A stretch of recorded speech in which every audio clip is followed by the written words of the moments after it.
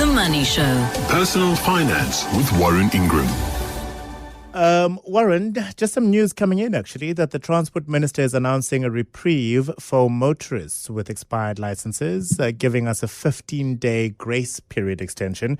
Those with expired driver's licenses and license discs had until the end of today to get those. And of course, there have been challenges within the Transport Department's infrastructure, including the one machine that prints out new driver's licenses not working for quite some time. But he's announced a 15-day grace period, which I think is going to be welcomed by some people. But Warren Ingram is the personal finance advisor and executive director at Galileo Capital. Lovely to have you here this evening. Hello.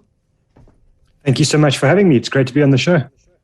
I'm looking at developments happening in Ukraine, where NATO, for example, is saying that the Russian forces in Ukraine are not withdrawing, but rather regrouping, and adding that it expects additional offensive actions to come. We've been reporting on Russia saying that any unfriendly country must begin paying for its gas in rubles from Friday, and that will have implications, of course, on availability of oil anywhere in the world, and therefore fuel price and so forth and so forth. And I'm looking at my personal investment portfolio. I'm losing money every day. And you're saying I must look ahead. Yeah, but I'm saying please look ahead, definitely. I think it's, when the world gets fearful and the news flow, especially bad news flow, increases, it's amazing how our own personal time horizons and our ability to look ahead just shrink. We start to look kind of, at the next few minutes or the next few hours or maybe the next day or two, but we lose kind of sight of what it means to be an investor. And, investors think long term. They don't think about tomorrow specifically. They think about 2 years time and 3 years time and decades ahead.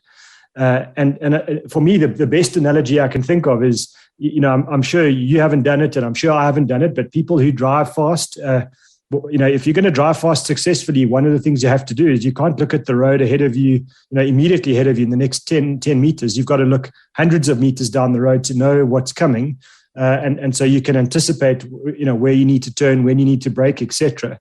And it's exactly the same with investing. If the world feels like it's coming at you really fast, you can't be looking, 5 minutes ahead of you. You've got to look 10 years down the road and say, okay, so what's going on now is really scary, and for people living, in the Ukraine, it's absolutely horrific. But for you as an investor sitting here in South Africa, it might mean that you have higher inflation. It might mean that fuel prices rise, despite the efforts of government to alleviate that problem. And it might mean that things are a bit scary, where stock markets go up and down for a period of time. But what it doesn't mean is that the world's going to end. And it doesn't mean that you should sell everything you own and put everything in cash or under the bed. And unfortunately, that's the reaction that a lot of people have when big events happen. The Ukraine is the latest. I think the best example I can think of that really impacted us in South Africa was the first hard lockdown, in 2020, where investors just absolutely panicked and the stock markets dropped and lots of people sold out. But if we look back now, the JSE has been absolutely pumping. The rand is really strong. JSE's done well. Lots of our businesses are doing well. So the reaction to panic and put your money under the mattress was an awful one. And so that's my comment: is let's look ahead. Let's not worry about the next few minutes, because there's nothing we can do about them. We can't predict what's going to happen. And if that's the case, then why on earth are we worrying about it? Let's rather zoom out a bit and try and have a bit of a bigger macro view. I suppose we do worry about it, Warren, because it's instinctive to do so, right? Immediately, we all become experts in investment and study share movements on the JSE and try to determine where I can buy low and where I can sell high. Some of us are wise enough to realize that that's not our expertise, and we should leave it to the people who manage these portfolios to do so based on information and intelligence that they have. But it is instinctively something that people do, a need to shift something, because, whatever my investment in assets, for example, is not realizing the kind of return I was hoping for. Absolutely, and you're spot on. It's complete human nature, and in fact, the psychologist would say it's our flight and flight response, where if an action happens, something happens to us, we've got to take action. We've got to either run away or do something, fight the event, whatever it is. And in the investment world, you clearly can't fight the stock market, but what you could do is you could sell. And for me, that fight or flight response is really great when you're facing a wild animal, or there's a hurricane that might blow you over. Then you definitely want to have a really human and immediate response. But unfortunately, that same response is terrible when it comes to making long-term, rational, logical decisions. So we've got to find a way to take ourselves out of that. They talk about our lizard brain. Take ourselves out of that immediate fight or flight response. And the only way I can think of that's really useful for someone who's not a robot is to rather zoom out, and to take that big long-term view and say, my life is not going to change tomorrow because the stock market went down. It'll be uncomfortable. It'll be stressful. And as you said, I can try and make myself an immediate expert by reading, Fin Twitter and listen to, as many podcasts and radio shows as I can. But the reality is, even with all that knowledge, I still can't move the rand, still can't move the stock market. And so why even bother with that stuff if I can rather, control the things that I can control and then just tolerate and live with the things that I can't control. Warren, every time I've listened to you speaking to Bruce and you've covered the topic, two, I suppose, areas of investments you've often said are good to have in your portfolio, equities as well as listed properties. Are they still good assets to have in your portfolio, given, I suppose, the volatile times we're living in at the moment? Absolutely. I think so. Just in general, normal kind of general shares will probably be our best protection against inflation. And unfortunately, one of the big consequences of this Ukraine invasion, or this Ukraine war, let's call it what it is, will be inflation. And unfortunately, inflation was already becoming a problem for the whole world, not just South Africa, even before this. And so, relying on big businesses that can adapt to changing environments, is to me the best way you can protect yourself against inflation. And certainly, when the world is shifting under our feet, allowing businesses who operate and sell goods and services, etc., to adapt to those and be a shareholder in those, I think is a great idea. Listed property, you're probably asking the most difficult question in the investment world in South Africa right now is, how do listed properties kind of move forward from here? Because, are offices going to be filled again? Will people want to kind of work permanently in big office buildings again? Will people be shopping in malls again? And I think the truth is we need to be humble enough to say we actually don't know. So again, I'd probably have some exposure to listed property, but I'm not sure that they will be delivering brilliant returns in the next 3 or 4 years. They might do. The truth is I actually don't know. I don't know how we as human beings move back into new normal again, and what that means for one part of the listed property space, which is offices and malls. But the other part of listed property, which will do well, I think, is kind of these big logistics hubs, because all of us are buying online more than we've ever bought before. And I don't think that trend will change. In fact, I'm sure it will continue to accelerate. So maybe in that aspect of listed property, that will continue to do well. Fully agree with your advice that patience and fortitude are your best tools when everyone else is in a panic. And it is easy to witness, I suppose, panic when there is, as you call it, war in Ukraine at the moment. What happens if it's more subtle? A lot of people concerned about the future of South Africa, the president not doing enough in fighting corruption, and we're all becoming a Zimbabwe. All elements, by the way, I fully disagree with. I think there are far too many things happening in the right places in South Africa for us to ever become a Zimbabwe. But some people might be, over time, surely but slowly, convinced of that and want to move their investments outside of South Africa to other parts of the world. Would similar advice, patience and fortitude, also apply in that case?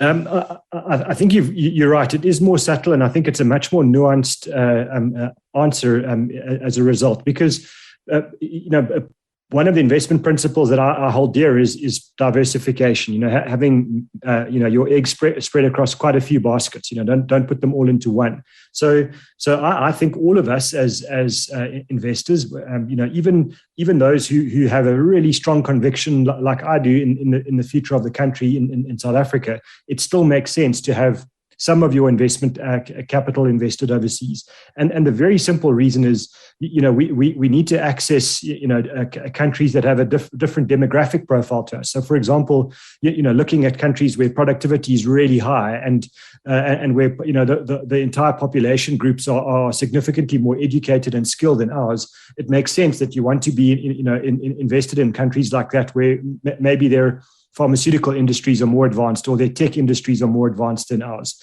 So definitely, I think you have to have exposure to international markets just for that reason alone. And then, we are an emerging market and we're always going to be an interesting place to live. We're never going to move in a straight line as a country. So, being exposed to developed markets as well makes sense to me because, again, they have a different dynamic than ours and certainly will move in at a different pace and at different times to our country and our stock market. So I think, spreading your eggs across a few baskets makes sense. However, again, don't do it in a panic knee-jerk reaction. Do it in a very strategic, very considered way. So you've got to decide, that maybe you only have a portion of your capital overseas if you don't have a lot of money, or if you have a lot of money and you're going to leave behind money to 2 or 3 generations of offspring from where you are now, then sure, invest a larger proportion because you're looking after people that are going to only be born in 50 or 100 years' time. So then spreading your eggs as far and as wide as possible into as many different baskets as possible makes sense. But I take your view. I agree with you that just sending money out in a knee-jerk reaction because the news flow is really negative. I think in South Africa, it feels to me like we're bad news specialists and we're kind of so good at ignoring any progress. I always hear people saying, when you tell them things are moving and things are starting to improve again, they always say, yes, but.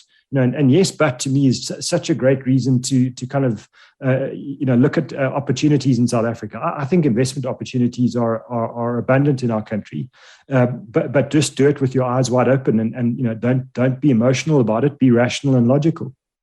I fully agree. My guest, Warren Ingram, personal finance advisor and executive. The Money Show. Personal finance with Warren Ingram. Warren, your question for this week comes from Robert. He writes, I need your help to decide what I should do with my retirement savings. I have read about living annuities and guaranteed annuities. I like the idea of having a guaranteed income without worrying about market volatility. So I would like to guarantee the money for the bread and butter. Do you think it's a good idea to use some of my savings to purchase a guaranteed annuity and then purchase a living annuity with the rest? It's actually a fantastic question, and it sort of goes back to a little bit around trying to manage fear or greed or fight or flight when markets are going crazy. But I think there's a bit of jargon there that we probably need to explain. So just very quickly, a guaranteed annuity is kind of like a really old-fashioned pension. So when you stop work one day, you get a, let's say, a fixed salary of, for argument's sake, 10,000 Rand a month. And then you hope that 10,000 Rand a month will be escalated with inflation every year for the rest of your life until you die. And then when you die, that money, there's no money left. It disappears. Living annuity is slightly different, a bit more modern, and those are basically like a big portfolio that you have, and it will pay you an income, and you can decide whether you want to draw a minimum of 2.5% a year up to 17.5%. But the value of that living annuity is very dependent on what investment markets are doing. And so it does allow people to make good capital growth when times are going well, but certainly they can lose money when times are going badly. And if they're not responsible with how much they draw from their income, in other words, if they start with drawing 17.5% a year when they retire, then there's a good chance that they've eroded all of their pension by the time 5 or 10 years of retirement has gone past. So it is a bit of a tricky one, and I think I like guaranteed annuities for people who are retiring with not enough money, because at least they know on day one they're going to get a guaranteed amount every single month. And if things go okay, that guaranteed amount will go up with inflation every year. And so if you're, right on the borderline or just don't have enough and you're forced to retire, then a guaranteed annuity does make sense to me. For people that have got a lot of money, and I know there are not many of them, and they know that they're going to use a very small amount of their retirement money for their retirement purposes, then I prefer living annuities.